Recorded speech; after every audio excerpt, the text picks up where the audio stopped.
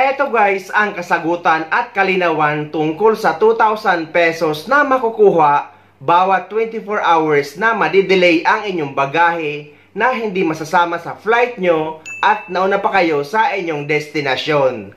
Kagaya sa naging experience ni Jason Lo na niresearch ng kanyang staff at claim ito.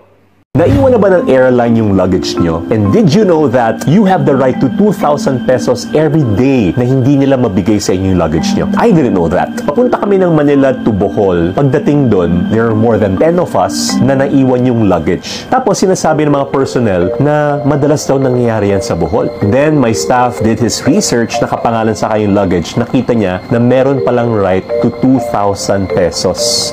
So kinomplain niya, gave us 1,000. The next day, palipad na kami ng Bohol to Manila ng 9 p.m. Dumating yung luggage 7 p.m. Wala na akong nagamit. Bumili ako ng t-shirt, bumili ako ng even my underwear, toiletries. And pagdating namin sa airport, we got another 2,000 because of my staff who made that complaint. So, ito no, low-key lang. Saan napunta yung mga more than 10 na hindi nag-claim ng kanilang 2,000? So, be careful for the airline company and check, investigate what's going on. And please, give people what is due them even if we don't know your rules. Kailangan automatic binibigayan sa mga tao. Hindi nang pag nagtanong ka lang, tsaka bibigay. Let's maintain our integrity and our relationship with our passengers and our clients.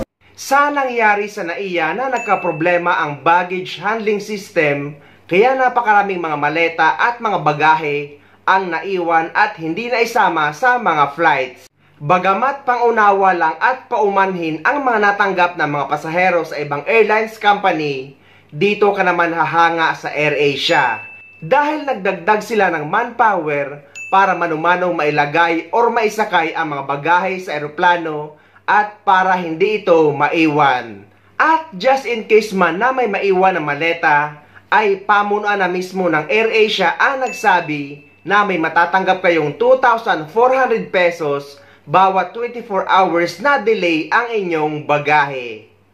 Inireklamo ng ilang international at domestic passengers sa NAIA ang mga maletang naiwan ng eroplano dahil sa pumalyang baggage handling system noong nakaraang linggo. Aminado ang pamunuan ng airport sa naging aberya pero matatagalan pa raw bago ito maayos. Nasa frontline ng balitang yan, si Gio Robles. Nauwi sa konsumisyon ang masayasanang bakasyon sa Pilipinas ng mag-asawang balikbayan galing Amerika na sina Ayan at Angelo Saberola. June 12 nang bumiyahe sila patungong Cagayan de Oro galing Maynila. Pero paglapag sa CDO, saka lang nila nalaman na naiwan pala sa NAIA ang mga bagahe nila. The staff came out and, your luggage got left in Manila, sabi nila. Something about a conveyor belt breakdown.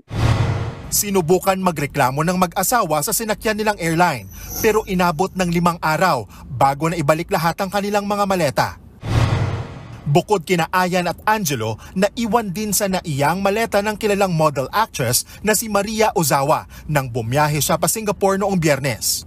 Kwento ni Ozawa sa kanyang Facebook post, ito raw ang unang beses na nawalan siya ng bagahe. Paliwanag naman ng Manila International Airport Authority, nagkaroon ng problema sa baggage handling system nila kaya naiwan ang ilang maleta sa NAIA Terminal 3. Ito pong nangyari nitong June 12, meron po tayong mga nasirang pyesa dito. No? Ito po yung ball joint, ito po sa tilt tray. Ito po yung nagsushort ng ating mga bagahe papunta sa mga airlines, no? Sa mga eroplano. Dahil po dun sa ball joint na ito, pag sumabit po siya dun sa mga motor sa ilalim, no, kung kaya't nagkaroon ng aberya. Ginagawa naman na raw ng paraan ng MIA na maayos agad ang baggage handling system. Pero aminado silang baka abutin pa ng 200 days o higit kalahating taon ang pagkukumpuni. Nagkakaubusan daw kasi ngayon ng pyesa.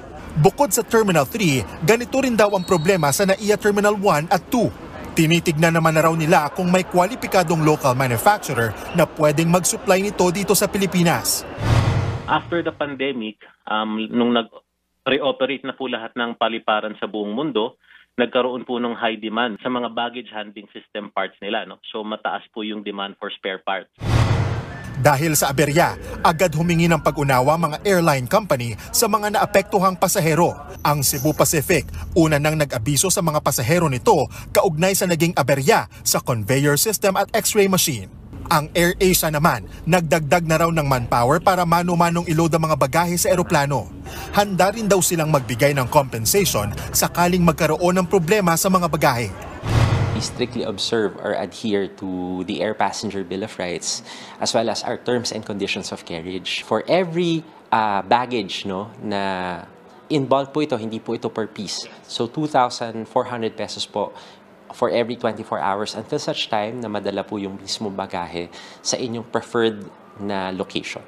Para sa akin, sa point na to, ay good job ang AirAsia. Dahil sila na mismo ang nagsasabi or nagbo-broadcast sa mga tao or sa publiko na may makukuha ng compensation kapag may ganitong pangyayari. Sa mga nagtatanong naman kung pati daw ba ang mga international flight ay kasama sa compensation kapag na-delay ang maleta or hindi na isama ang flight or hindi na isama sa flight. Ang sagot guys ay yes, dahil may dalawang nakapag-share sa akin na na-delay daw yung bagahe nila galing Singapore at yung isa naman ay galing sa Dubai. At nag-claim sila sa airlines company dahil nga ilang araw din daw bago dumating ang kanilang maleta. At after nila makagawa ng claim ay akala nga nila ay wala silang makukuha. Ngunit nung pabalik na sila sa ibang bansa ay doon palang binigay yung 2,000 pesos bawat 24 hours na na-delay ang kanilang maleta. Maganda guys na nalalaman natin na may mga ganito pala. Lalo na't napakarami sa ating mga OFW or mga pasahero ang hindi ito alam. At isa na ako doon. If your bag is delayed, don't wait for it. Do this instead. Hi there, my bag is delayed. Oh, don't worry, it'll arrive soon. I think. You think? Fine, I guess all I can do is wait. Wrong. Let me tell you what to do if this ever happens to you. Google these exact words. US DOT delayed baggage. Then click the first link to go to the official website of the US Department of Transportation. Then scroll down to this section. This is what you'll use to see how much the airline will reimburse you for the expenses caused by the delay. So since our flight is domestic, we can get reimbursed up to $3,800 per passenger. For international flights, you can get up to $1,700. You can file a claim and normally the airline will pre-approve an amount for you to be able to spend on, for example, your work clothes and personal care items in case your bag didn't make it back in time for work. So do not just wait. The airlines are required to pay you for any expenses incurred from the delay.